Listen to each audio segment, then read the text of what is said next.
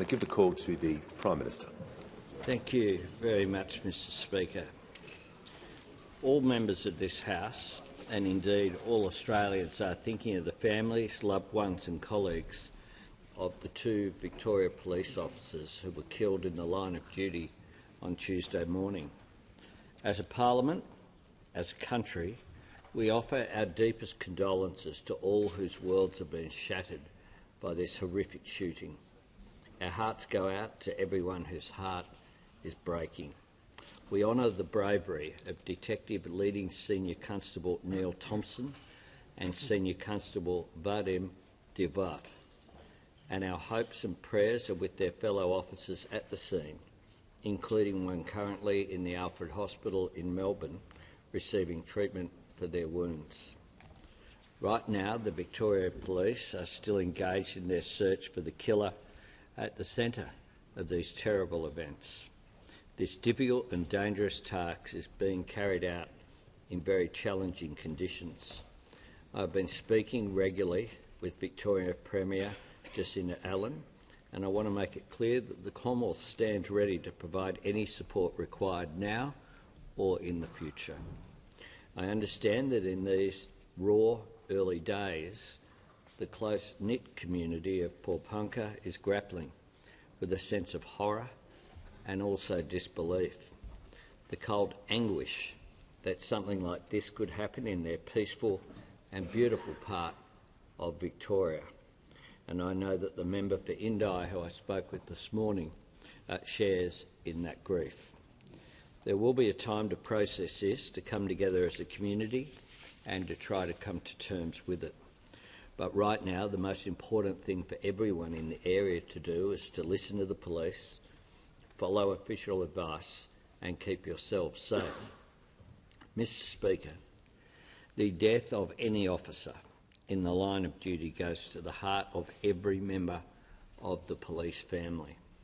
And the terrible events at Paulpunka are a sombre reminder to all of us of the dangers that police officers face to keep our families and communities safe. Every time they put on their uniform, police officers put themselves on the line, and they do it for us. And every day carries the cruel possibility that the very worst could happen, that you could walk down a driveway, knock on a door and have it open into a nightmare. In their tribute to their fellow officers, the Victorian Police Association said that they were more than the uniforms they wore and were defined by more than the selfless work they performed. That is a truth for all of us to remember, because when someone starts being a police officer, they don't stop being a son or a brother, a daughter or a sister, a beloved partner or a mate. We see that in the tributes to Detective Leading Senior Constable Neil Thompson, recognising not just his distinguished service but also his deep love of the outdoors and the long list of things he wanted to do in his upcoming retirement. The new chapter of his life he was so looking forward to sharing with his devoted partner Lisa. The same is true for Senior Constable Vadim Devat, someone who came to Australia from Belgium and signed up to serve his new community in his new home. Being remembered for his passions and enthusiasms, his love of travel, motorbikes, scuba diving, his determination to fill his days with discovery. This is what was stolen by gunfire. 2 lives full of future happiness, years of happy memories that should have been made and treasured with others. Mr Speaker, it will take time before we have a full and clear picture of what led to Tuesday's terrible events. Today we can say this with absolute certainty, and I say it not just on behalf of this Parliament, but as Australia's Prime Minister on behalf of every Australian. Detective Leading Senior Constable Neil Thompson was a hero. Yeah. Senior Constable Vadim Devat was a hero. Yeah. They will be honoured and remembered as heroes by Victoria Police, by Victorians, by all of us and all Australians. With honour they served, may they rest in peace. Indulgence, the Leader of the Opposition. I rise to associate the opposition with the Prime Minister's remarks. Detective leading Senior Constable Neil Thompson, Senior Constable Vadim Devat, 2 men, 2 heroes, 2 Australians. 2 Australians who felt a spark within themselves, a spark to do more. And in joining the Victorian Police, these men took that spark and lit a flame of service. For Neil Thompson, that flame burned across almost 4 decades of service in uniform. Vadim served for 7. These men stood up. These men put on the uniform. These men, like all our police, protected our community. Our police run towards danger. They confront the violent. They protect children. They keep us safe. Our police are the very best of us, and very few of us here in this chamber today can understand the horrors our police face on our behalf. But Neil and Vadim were more than the uniforms they wore. They were more than their badge. These men lived and loved. They had plans for their futures and for their families. Neil Thompson, or Tomo, as his mates called him, gave decades of service, not only in uniform but to his community. Just this morning, Golden City Football Club Life member Neil Kramer said of Neil that he was willing to talk to anybody and treat them equally. He was just a beautiful person. And when Golden City take to the field this weekend, they will be wearing blue and white tape in honour of their mate. Vadim Devat represents the best of our Australian story. From Belgium, he chose to make his life here, and he took that commitment even further by serving as one of our police officers. Fluent in English, French, Spanish and Flemish, this worldly man chose us. He chose Australia. And he chose to make his vocation keeping Australians safe. So my message to his parents, Carolina and Alain, is that with deep sorrow, we thank you for Vadim and the contribution he made here in this country. The deaths of these men is a heartbreaking tragedy that has touched us all. Today, our nation grieves for these officers who have lost their lives, their families, their friends and their colleagues. Our thoughts also go out to the injured detective who is now recovering and all those involved in ongoing operations to bring the killer to justice. Our thoughts are also with the community of Paul-Punka, and we thank them for their efforts to work with the police. The loss of Neil and Vadim serves as a stark reminder not only of the danger that police officers face each day, but of the bravery and courage it takes to serve. Every police officer who puts on that uniform to go to work has our respect and gratitude. All Australians stand shoulder to shoulder with Victoria Police at this moment of profound sadness. We will honour those who have fallen and never take for granted the courage and service that keeps our community safe. But, Mr Speaker, we must also confront the fact that, given what we know about the circumstances of the shooting of these men, that there are disturbing echoes today, because this is not the first time we have lost police officers to a crime of this type. Today, we must ensure that the Victorian Police have every possible support they need to catch this killer and make the community safe. We must recommit ourselves to stronger action to cure the sickness that has seized the outermost fringes of society. And we must reaffirm our love and support for every single member of our brave police forces across Australia. And on indulgence, the honourable member for Indi. Thank you, Mr Speaker, and thank you, Prime Minister and Leader of the Opposition, for your beautiful words that will bring great comfort and recognition to my community in North East Victoria in the seat of Indi.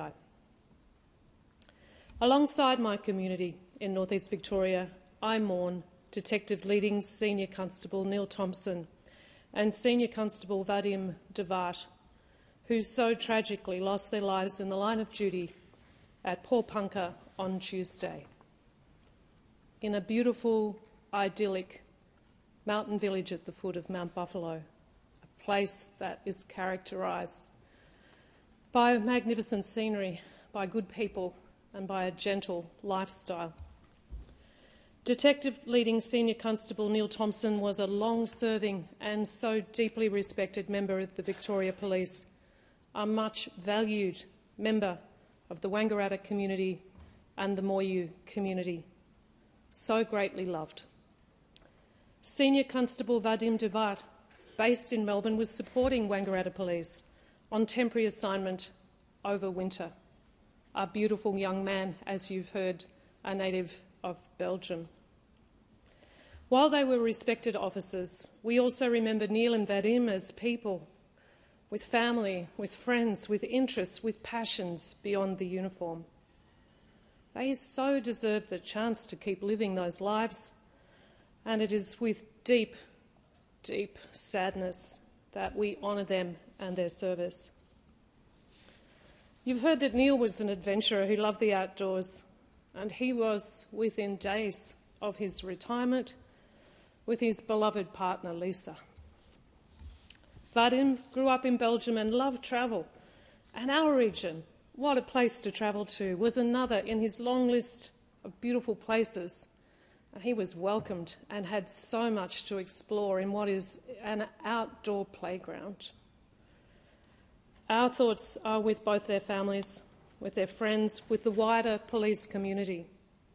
We know that your hearts are broken, and we know that this is felt right across the nation. We continue to pray for the recovery and healing of the officer who was seriously injured in the line of duty, and for all those at the scene whose mental trauma cannot be underestimated and will live with them and indeed their families forever. To the beautiful people of Popanka, I acknowledge that you are living with grief and shock and that this event is not over for you yet. And I stand in this Parliament today in solidarity with you today and beyond, and I thank you all for everything you are doing right now to support the emergency services who are undertaking a most difficult and traumatic search for the offender. Speaker, the loss of life in the line of duty is the ultimate sacrifice and a painful reminder of the risk borne by those who serve in our police forces. What is very clear is the courage and commitment of our police service right across this great nation. They walk amongst us, they live alongside us, they serve us, they protect us, and they are in danger every day of their lives, and yet they still go out and do their work with such honour and grace. We will never forget the names of those who've lost their lives in service to us. And Neil and Vadim, we will never forget you.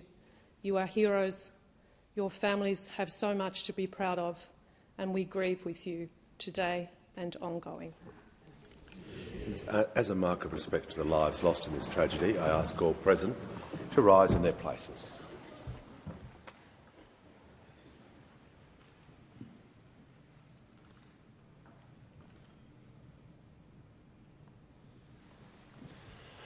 I thank the House. Call the Prime Minister. Mr Speaker, I am absolutely delighted to welcome United States Congressman Jason Smith to the Australian House of Representatives today.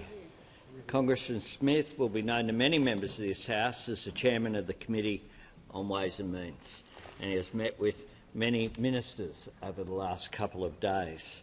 As parliamentarians, we understand the hugely important role that that committee plays in shaping the policies of the Congress and delivering on the priorities of President Trump's administration. And I am so pleased that yesterday we had the opportunity in my office to have a lengthy meeting. It wasn't all talk about politics, it must be said, as well. It was a conversation which reaffirmed the friendship based upon people-to-people relations between Australians and Americans that we have. Ours is an alliance between free peoples and proud democracies that enjoys bipartisan respect and support from both sides of politics here in Australia and also in the United States. I look forward to continuing to work with Congressman Smith other members of Congress and the Senate, members of the US administration, including President Trump. And I think that your presence here is just a further indication, just coming a couple of weeks after the Australian-American Leadership Dialogue. I was able to host members at Kirribilli House in Sydney, the Prime Minister's residence there, and it was a great privilege to do so. I know that Congressman Smith and I both participated in the AALD when it was held in Perth in 2019, an organisation and a body that I've participated in for more than a couple of decades now, and a really practical way in which Australians and Americans can get to know each other on that personal way.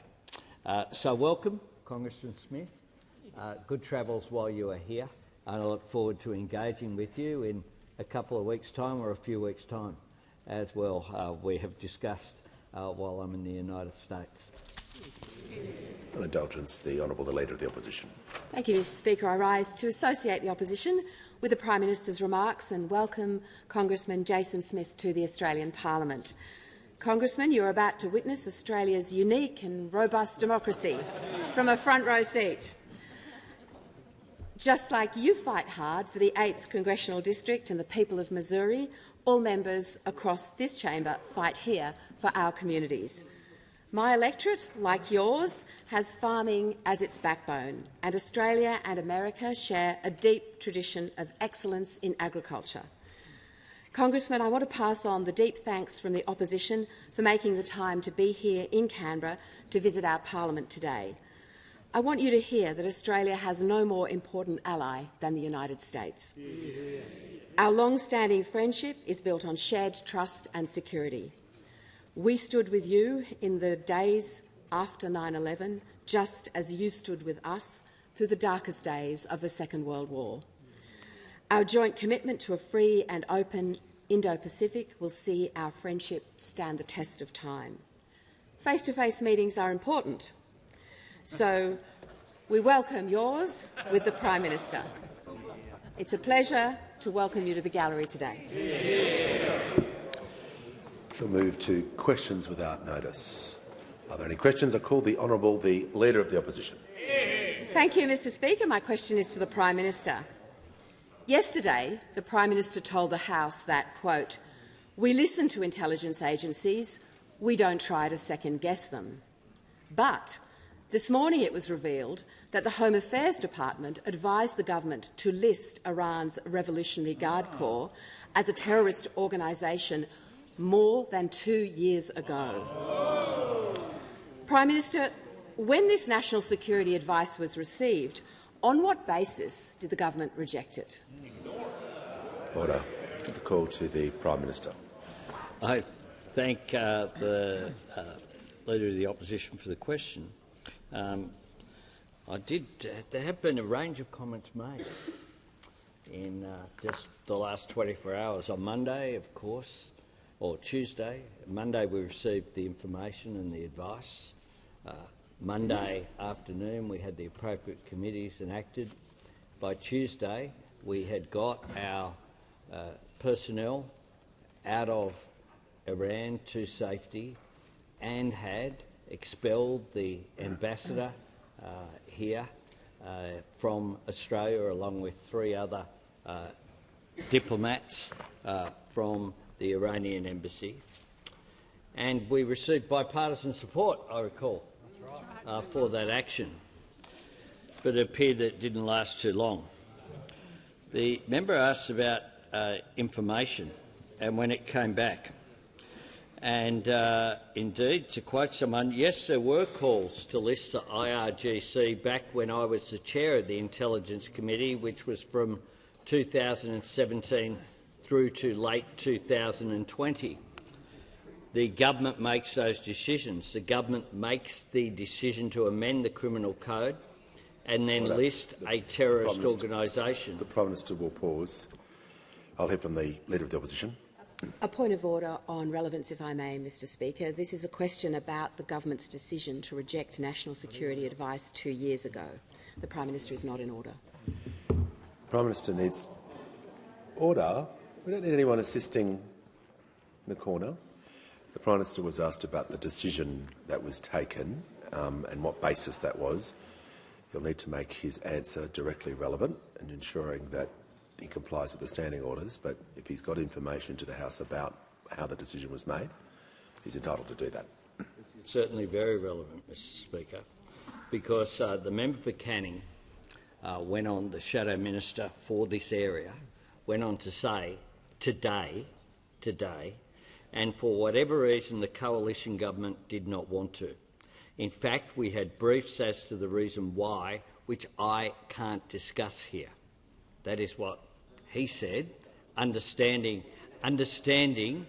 because he understands intelligence. Order. I stand with the government. Order. Leader of the Nationals. I stand with the government, as does the rest of the coalition.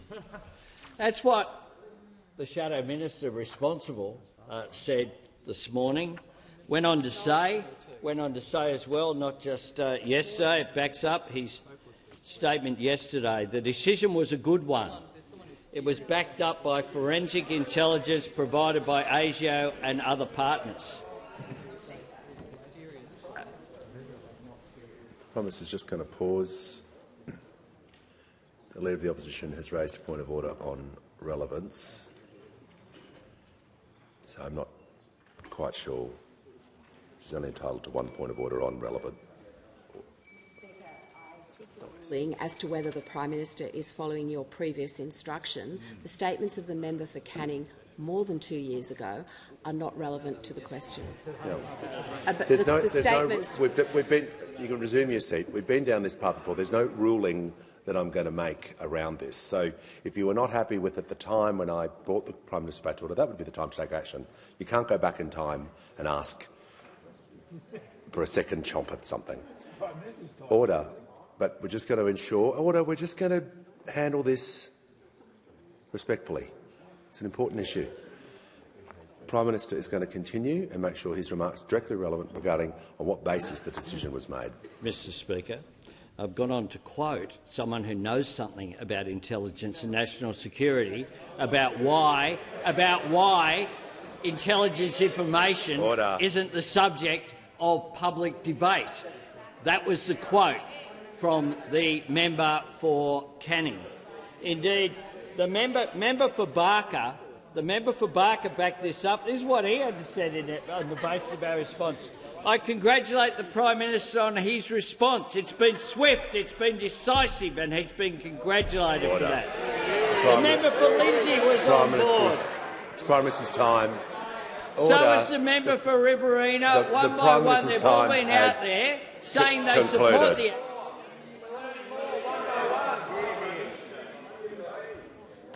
Order. Member for McNamara is warned. Trying to hear from the honourable member for Bonner. Thank you, Mr Speaker. My question is to the Prime Minister. How is the Albanese Labor government delivering on its commitments to help young Australians get ahead, and is there anything getting in the way of this agenda? Call to the Prime Minister. I thank the member for Bonner for her question, and indeed my government is delivering for all Australians, and that includes young Australians, to give them an opportunity to get ahead and achieve their goals in life. And we've been doing a lot of that in the last week, Mr Speaker. We've cut student debt by 20%, of course, benefiting 3 million students and apprentices, saving an average of $5,500 each. We, of course, have legislated free TAFE so young Australians can get the skills that they need for the jobs that they want. And today, importantly, legislation has passed both houses now to enshrine penalty rates into law to protect weekend and overtime pay. So if you're a young person who relies on penalty rates now, you can trust they will be there in the future. This is so important, because penalty rates are the things that can make a difference for people, whether they are people working full-time and just working on hours that disrupt their quality of life. If you're working on a Saturday night or on a Sunday, if you're working on a public holiday, you should be compensated for what you are giving up, and that is what this legislation will ensure. We've also, of course, fast-tracking the 5% deposit plan to the 1st of October, wiping years off the time it takes young first home buyers to save a deposit and getting them into a home quicker. So whether you're a young Australian at work, you're looking to buy a home or you're paying off student debt, this government has your back to all of these measures to make a difference. But we've even got your back if you are not working on the weekend but you're at the local pub. Because one of the things we've done is frozen the draft beer excise, so you and your mates can have a cheaper pint this weekend to make a big difference as we go forward. Now, lower student debt, higher wages, supportive housing policies and cheaper beer. That's what my government is about, and it's what we are delivering for young Australians. We call to the member for Wannon. Thanks, Speaker. My question is to the Minister for Climate Change and Energy. Under the Albanese Labor government, electricity prices have exploded by 39%, including a 13% rise over the past 12 months alone. Can the minister explain to the House how a 39% increase in electricity prices can result in a $275 reduction as you promised? The member for Macarthur. Give the call to the Minister for Climate Change and Energy. Well, thanks very much, Mr Speaker. I thank the honourable member for his question. And as the Treasurer very eloquently pointed out to the House yesterday when the inflation figures were actually released, as the ABS itself makes crystal clear, to use their words in relation to the annual increase, this is due to the timing of when the extended Energy Bill Relief Fund rebates were applied in some capital cities. That's what the ABS said yesterday.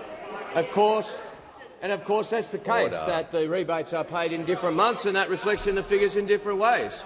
It's also the case there are other reports out over the last week that the opposition's chosen not to mention, like the Australian Energy Regulator's State of the Energy Market report, Mr Speaker, which refers to energy prices and points out that Australia's coal-fired power plants are ageing, increasingly costly to operate. Many require high levels of maintenance and refurbishment to keep them running. They are prone to unplanned outages, sometimes prolonged outages, and that makes them increasingly unreliable. Heading into spring and early summer, prices remained higher than the year before amid higher rates of brown coal outages. So these are the sorts of issues that the government and the energy grid is dealing with when we're dealing with the fact that under those opposite, 4 gigawatts of dispatchable power left the grid and only 1 gigawatt came on. Look, there's just far too much noise for anyone's liking. I want to hear from the the member for Wannon on a point of order. The member for Wannon. Thanks, Speaker. It goes to relevance. The question wasn't about us on this side. It was about the 39% increase in electricity prices and the $275 you promised to reduce Australians' power bills by. The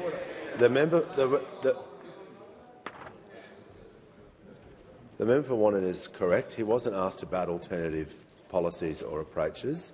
The minister's going to have to confine his remarks to government policy, and you can do compare and contrast, but this is not a free-for-all just to talk about the opposition's policies, as the balance of the answer will now be provided. Absolutely, Mr Speaker, and I was referring, of course, to the report this week of the Australian Energy Regulator about the Australian market today, which is also dealing with the impacts of 4 gigawatts of dispatchable power leaving the grid over the last decade. That's what the government and the energy market operator and everybody involved in the energy system is dealing with. The fact of the matter is, when this side of the House has an opportunity to take a decision that puts downward pressure on energy prices, we take it. Whether it's energy bill relief or whether it's the drive towards more reliable, renewable energy, that's what we do. When those opposite have a choice, they embark on the most expensive form of energy, nuclear, or oppose energy bill relief, as they've done 3 times. The Leader of the Nationals is testing my patience, so he's going to have a short spell here, otherwise he'll have a short spell outside. I'd now like to hear from the member for Macarthur. Thank you, Mr Speaker. My question is to the Minister for Employment and Workplace Relations. How is the Albanese Labor government delivering on its election commitments for low-paid workers? Call to the Minister for Employment and the Minister for Workplace Relations. Well, thank you, Speaker, and I'd like to thank the member for Macarthur for that question, but also the powerful way he stands up for workers in his electorate, particularly low-paid workers. Of course, in our first term, the Albanese Labor government passed landmark workplace relations reforms which delivered on getting wages moving again for Aussie workers. We continue to stand up for Aussie workers, making it with clear election commitments that we are now delivering on. One of these election commitments was to make a submission to the Fair Work Commission for a real wage increase to the minimum and award-reliant workers.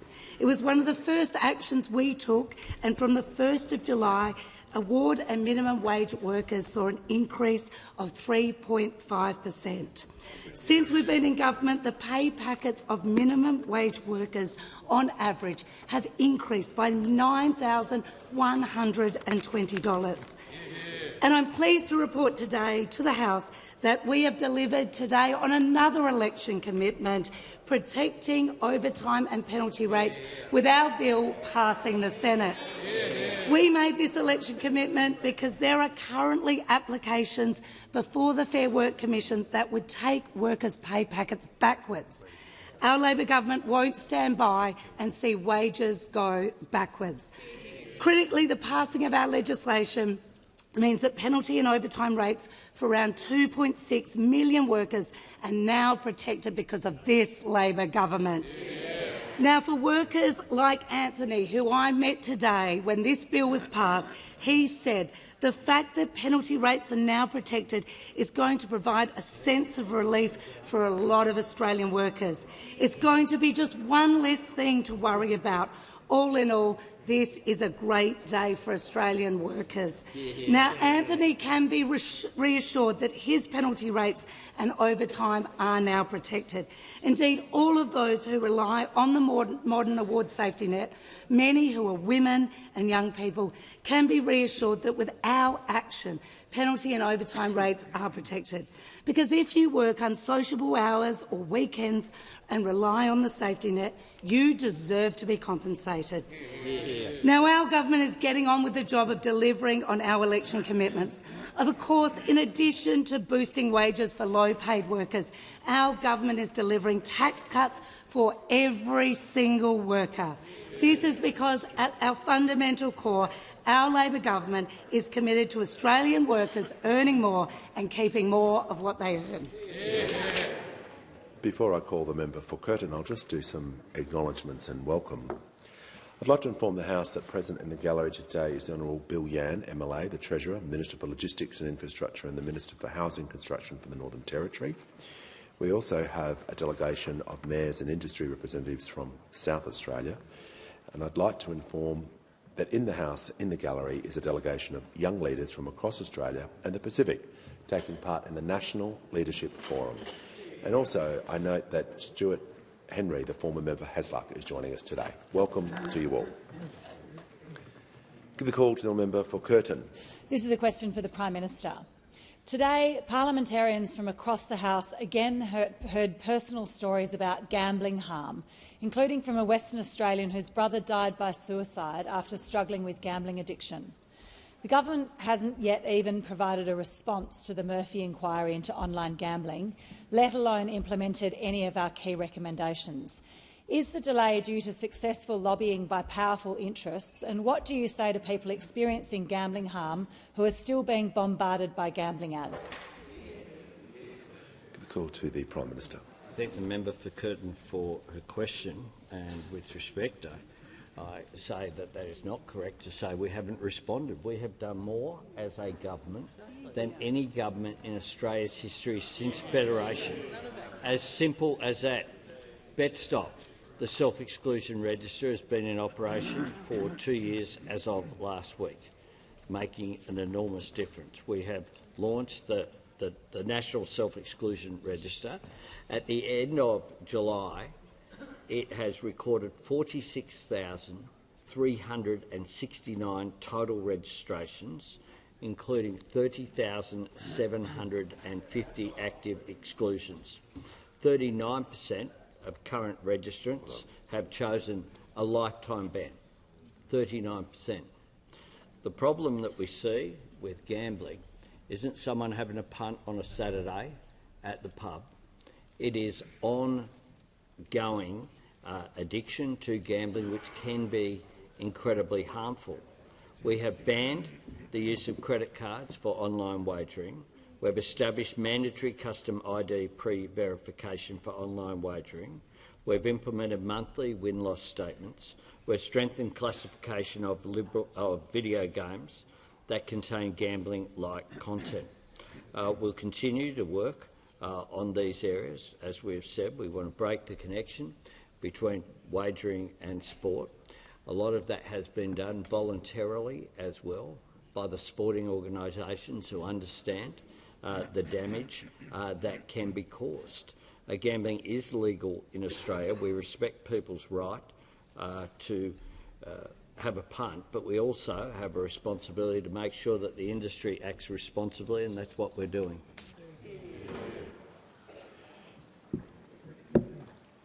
Give the call to a member for Barton. Thank you, Speaker. My question is to the Minister for Health. How is the Albanese Labor government delivering on its election commitment to make medicine cheaper for Australians? Why is this so important? Call to the Minister for Health and Ageing, the Minister for Disability and the NDIS. Thank you, Speaker, and thank you to the member for Barton. Through her work earlier at St Vincent de Paul in New South Wales, every day she saw the sorts of choices that households under cost of living pressure have to make, and she's brought that experience as well as her deep compassion into this place, Mr Speaker. In her contribution to the government's Cheaper Medicines Bill, the member for Barton relayed a story of a young mum she met door-knocking in Hurstville, a mum who skips her own medication to afford medicine for her young child when her child is sick.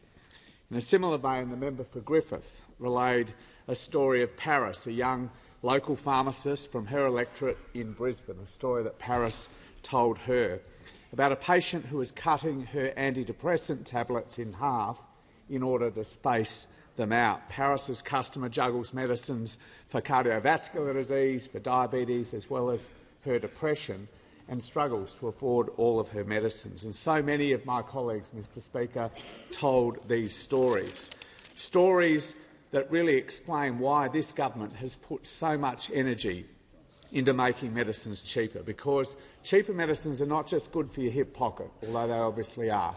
They're also good for your health, because Australians should not be forced to make choices between filling a script that their doctor has said is important for their health and some other essential household expense. And today, Mr Speaker, I'm so pleased to report that the House passed that government's Cheaper Medicines Bill. Another example of this government delivering on the commitments that we made to the Australian people at the election in May. And this law will cut the maximum co-payment for a PBS script to just $25, Mr Speaker, the same price it was all the way back in 2004, and half the price it would have been next year if the government had not been making medicines cheaper. Now, of course, Mr Speaker, this is just the latest wave of our measures to make medicines cheaper. Last term, we slashed the maximum amount that pensioners and concession card holders would pay for all of their medicines across a given year by 25%, a measure that already has delivered tens and tens of millions of additional free scripts. We finally delivered 60-day scripts, Mr Speaker, twice the amount of medicine for the cost of a single script, and we've frozen the price of scripts for concession card holders and pensioners all the way to the end of this decade, Mr Speaker. Those measures alone have already saved Australians more than $1.5 billion in co-payments at their local pharmacy counter, Mr Speaker. But today we showed that this government is determined to do even more. With a call to the honourable member for Hume. Deputy Prime Minister, the Coalition is deeply committed to the Australia-US relationship. Between Sunday and this morning, the DPM's office has provided two conflicting statements about the nature and formality of this week's meeting with Secretary Hegseth. Since this morning, there have been three different explanations about the nature and extent of the meeting. Deputy Prime Minister, was this a meeting with Secretary Hegseth or just a photo opportunity, and was there an outcome beyond the photo? Order. Order. Order. Members on my left and the members on my right, the member was heard in silence. And I'd like to hear from the Deputy Prime Minister and Minister of Defence, and he has the call. Well, thank you, Mr Speaker. I genuinely do appreciate the question from the member opposite. And Congressman Smith, welcome to question time. You're in for a treat. The question that we have just heard, the question that we've just heard from the Shadow Minister, is just another example of how the Liberal Party, a party which actually has a proud history of governing this country, is today completely broken. Now, the Pentagon itself has made clear that there was a meeting between myself and Secretary Hegseth. The Pentagon itself today has made it clear that that meeting was coordinated in advance. But what we've heard through the course of this week is those opposite firstly suggesting that there wasn't going to be a meeting at all. Then there's a little bit of a debate about whether it's a meeting or whether it's a happenstance. Presumably those opposite think that the photos that have been published were magically generated by AI. I mean, those opposite are an absolute joke. Mr Speaker, the Shadow Minister, in the question that he just framed, said that the alliance between Australia and the United States is a matter of bipartisan support. It has been the case that the parties of government in this country have actually, irrespective of whether they are in opposition or in government, have supported the nation in its relationship with the United States. Look, order. Order. No, I haven't given you the call, and I'm not particularly inclined to take this point of order because it can only be about relevance. And the Deputy Prime Minister specifically answered the question about the meeting and gave context about that. So, just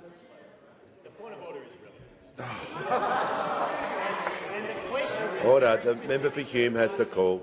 The outcome of the meeting. No.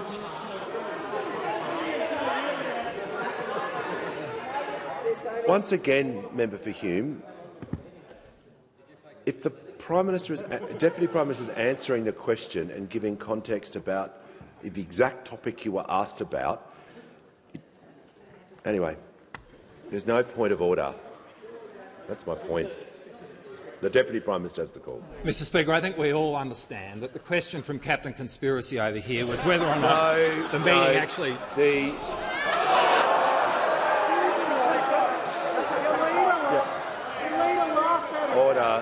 Order. No. The House will come to order so I can hear from the Manager of Opposition Business. Look, we do know why the Deputy Prime Minister is angry. We understand it's been a bad day. But there's been several versions of this meeting. We don't know which one is correct. We've asked a simple question, but he has an obligation to refer to members by their correct titles, and he did not. Yep. I want to hear from the Leader of the House. He said that you can't use any term at all. That term is so much nicer than what his own colleagues say about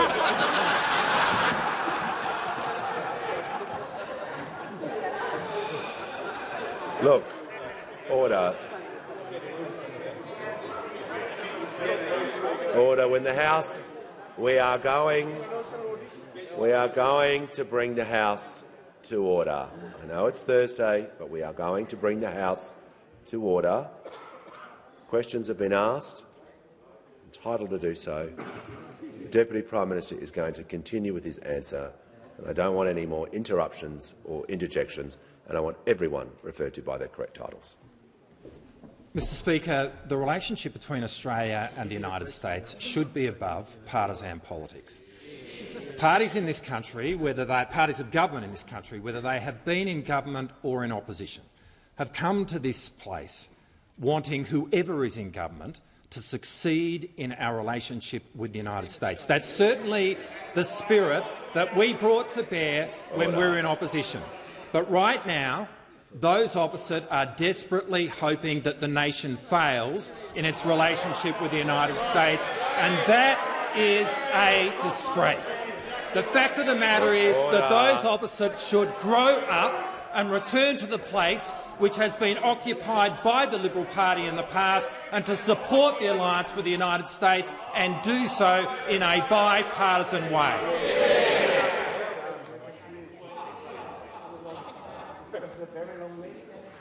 Order. The member for O'Connor will leave the chamber under 94A. We're not having just snide remarks given out across the chamber. We've had enough of it. We're going to lift the tone for the remainder of question time. So everyone watching in the gallery and everyone around Australia is watching as well.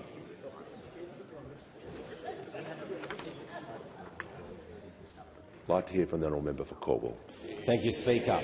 My question is to the Minister for Housing, Homelessness and Cities. What is the Albanese Labor government doing to address housing challenges, and is the Minister aware of any risks to the government's plans? Give the call to the Minister for Housing, the Minister for Homelessness and the Minister for Cities.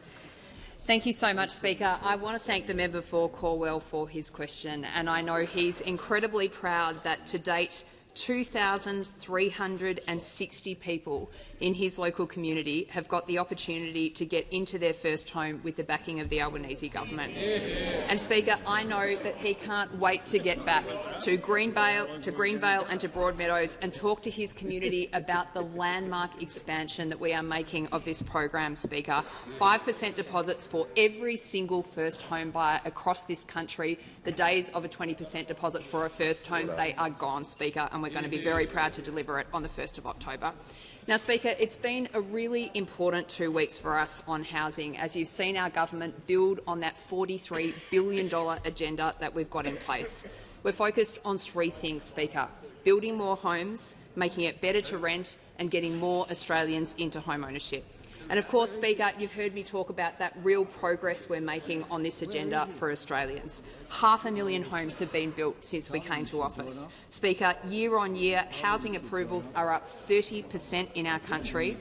In less than 4 years, we've got 28,000 social and affordable homes in planning or construction, with 4,000 social and affordable homes completed. Remember, Speaker, we're comparing ourselves to 9 years where the Coalition built 373 homes around this country. Absolutely disgraceful.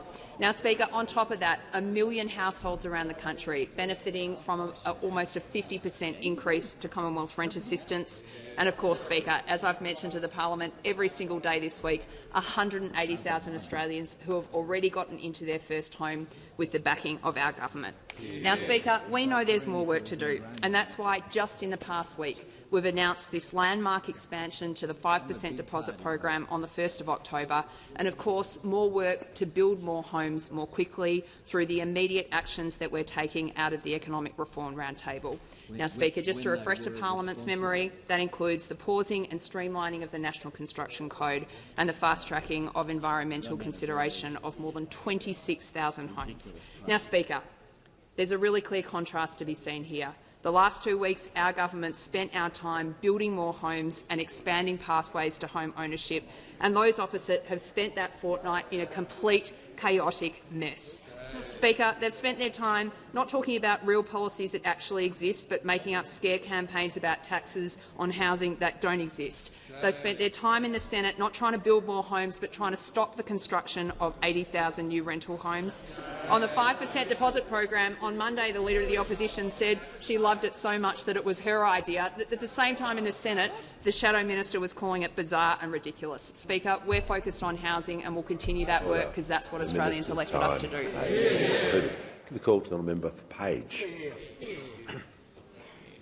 Thank you, Speaker. Speaker, my question is to the Prime Minister.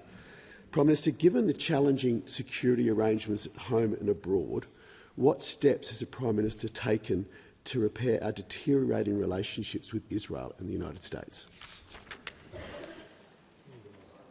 Give the call to the Prime Minister. I find it absolutely extraordinary that the Shadow Minister for Trade has asked a question about our deteriorating relationship with our most important partner, the United States, in the presence of a US Congressperson. I refer to the comments of the Deputy Prime Minister who spoke very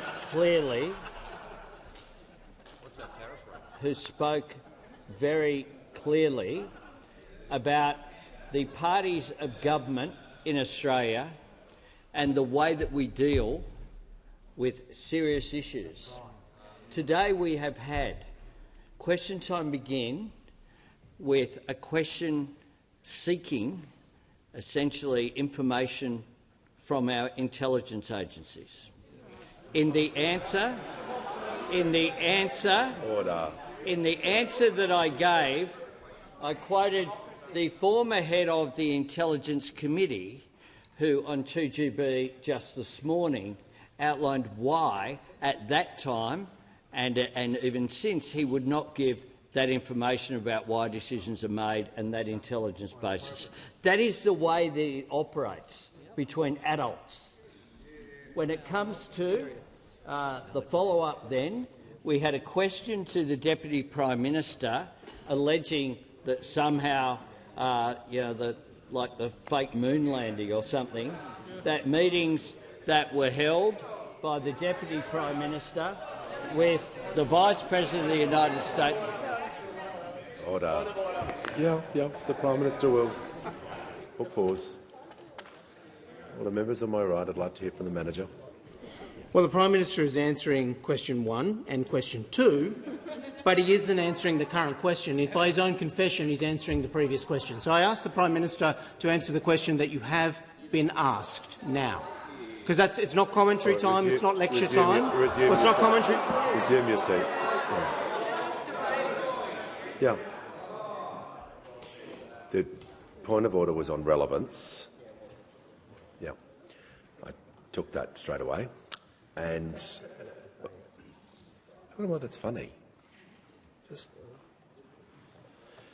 Prime Minister's going to continue with his answer to make sure he's being directly relevant to the question was asked about the relationship between Israel and the US. Thanks, Mr. Speaker. I thought he was going to move an extension of time.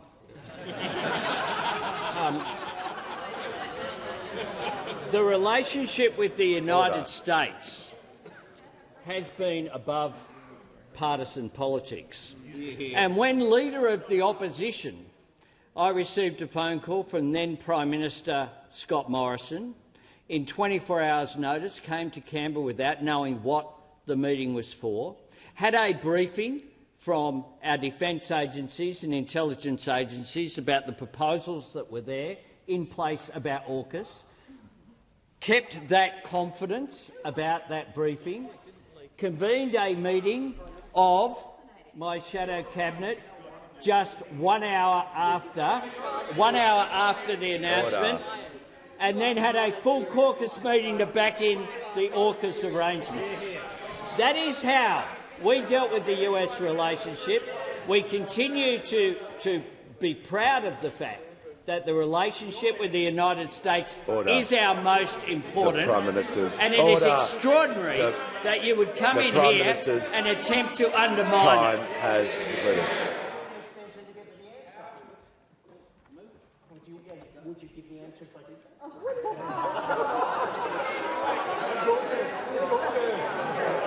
Order. We're just moving on. We're just moving on. Order. I'd like to hear from the member for Braddon. Thank you, Mr Speaker. My question is to the Minister for Infrastructure, Transport, Regional Development and Local Government. How is the Albanese Labor government helping regional Australians into home ownership after a decade of being ignored? Give a call to the Minister for Infrastructure, Transport, Regional Development and Local Government. Thank you very much, Mr Speaker, and can I thank the member for Braddon for her question, but also for her extraordinary advocacy for her community.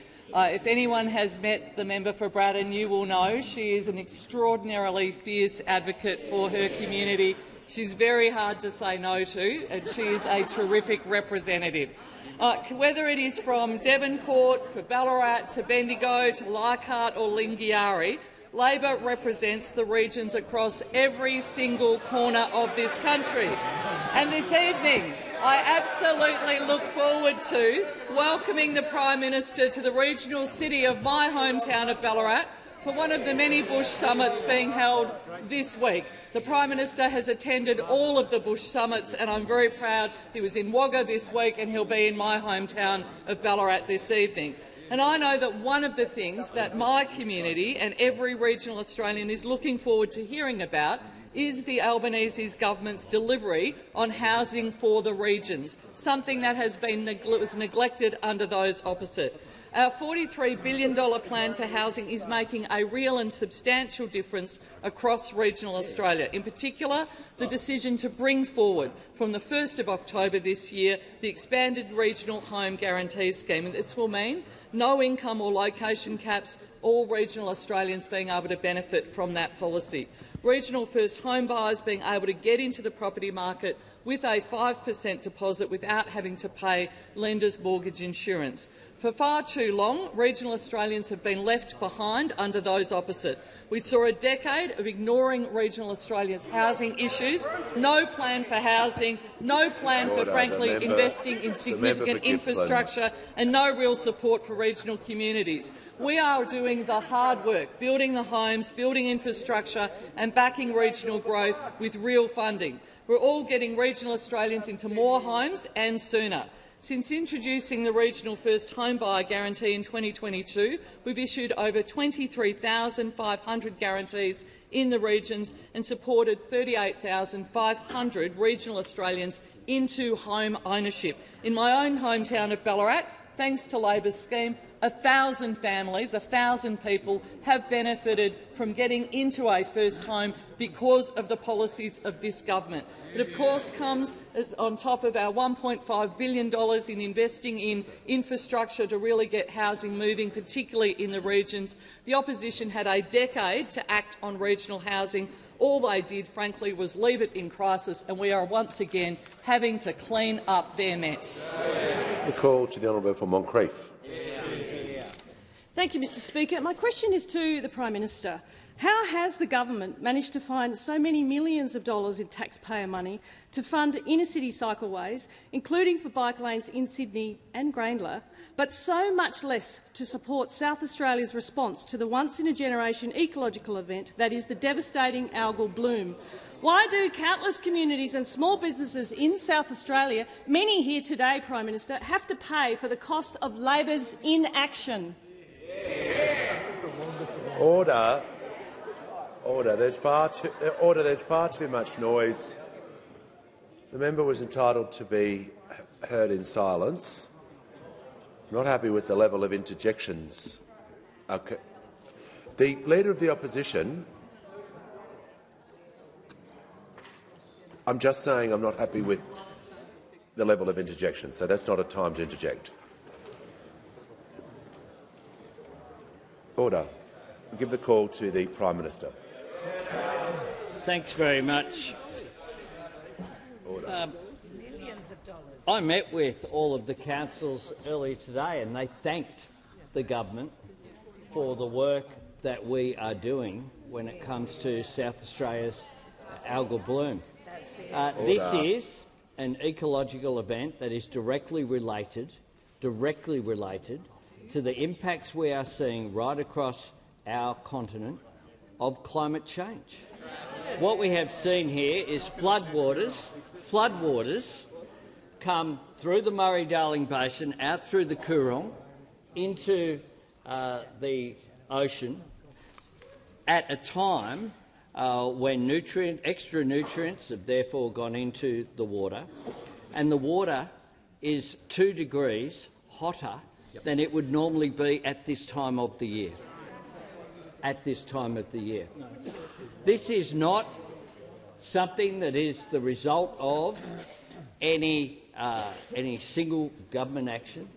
This is something that I've met with the South Australian government on. Importantly, we have provided a range of funding. Indeed, every bit of funding that we have been asked for has been provided. But it is also including $20 million to support the South Australian government to not just combat the effects of the algal bloom but improve preparedness for future events. Now, does anyone think that abolishing our commitment to net zero and action on climate change will make these events more likely or less likely to happen in the future? And at a time where those opposite are running a relentless campaign from some in the National Party. It's even brought the member. Order. I want to hear from the Manager of Opposition Business. Relevance again, Speaker. No, resume your seat. No, resume your seat. Resume your seat. No, not entertaining it. If you ask a question or anyone asks a question and the Prime Minister is giving facts and figures about the topic and then he's going to go into reasons behind that, he's entitled to do that. We're not just getting up and saying, I don't like an answer and that's my point of order, because that's what we're doing. The Prime Minister has the call. And I can simply say I won't take any points of order, which other speakers have done. The Prime Minister has the call. Thanks, Mr Speaker. This issue is directly related to climate change. The people that we met this morning understand that it's directly related to climate change. The scientists who we met with last week, who are undertaking practical work,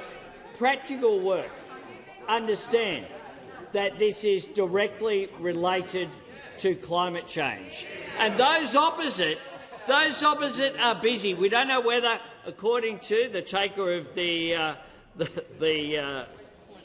point of order, has said that they're having a 9 to 12-month experience over whether they'll take support for net zero will continue. But it is extraordinary that they're actually becoming more right-wing on climate than Scott Morrison was. Order. We'll hear from the honourable member for more.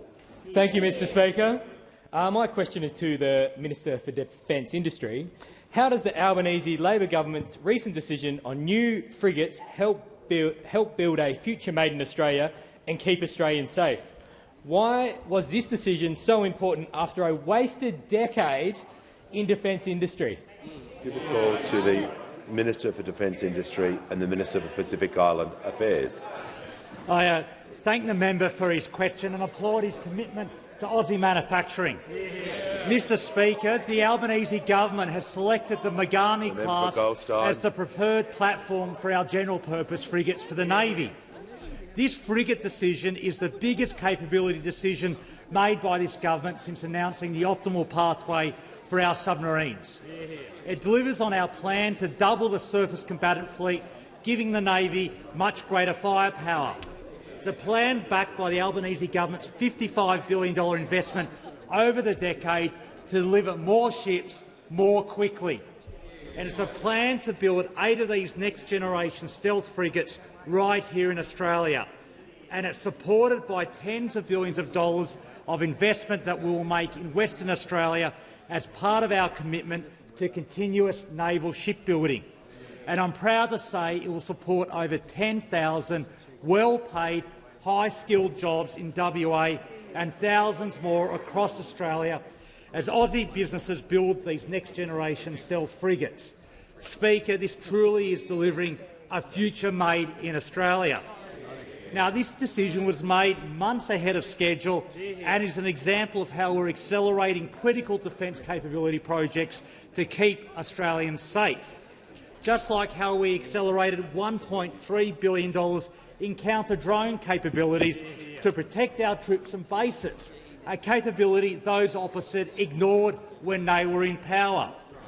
Speaker, we'll sign the frigate contract early next year, and the first frigate will be delivered in 2029, and we'll have 4 frigates by 2034. That's 4 times as many frigates as the former coalition government planned, and with the first new frigate delivered 5 years earlier. Let me repeat that, Speaker.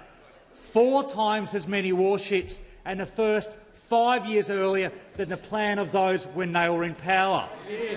Now, Speaker, I'm asked about a wasted decade. Our record on defence capability stands in stark contrast to the coalition. Under us, we have we'll have the largest surface combatant fleet since World War II.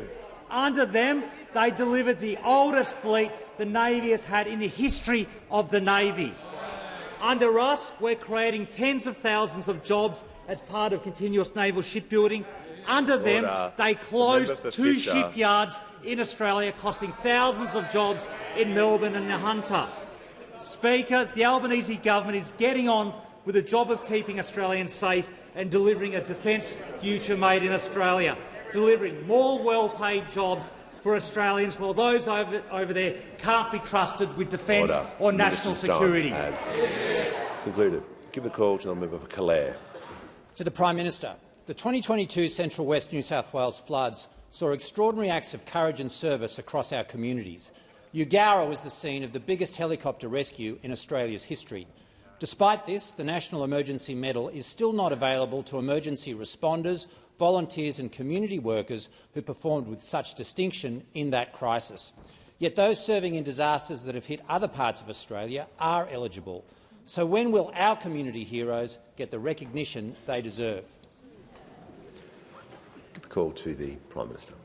I thank the member for Calare for his question, and as he knows, I went to Eugowra on 2 occasions during that period, including with the member.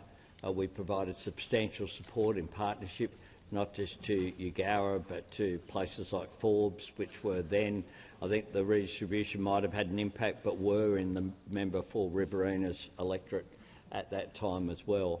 And we worked with the state government to ensure that that community that had been devastated. It was quite extraordinary seeing the power of the floodwaters lifting up whole bridges and moving them, steel structures, literally hundreds of metres from where they had been for many, many decades.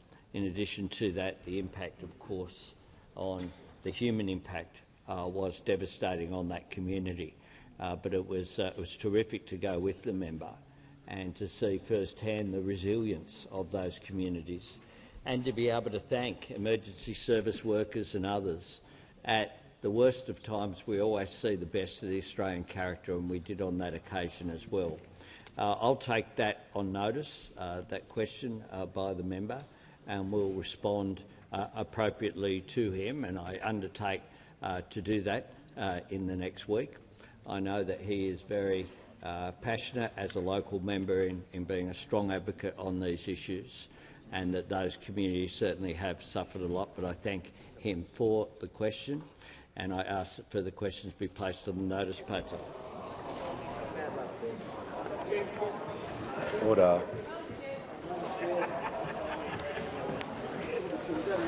Order.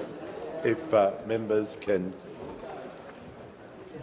resume their seats as quickly and as quietly as possible.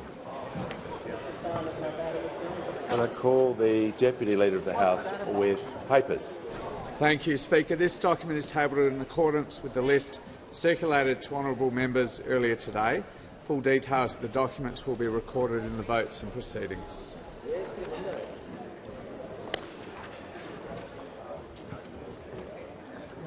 Order.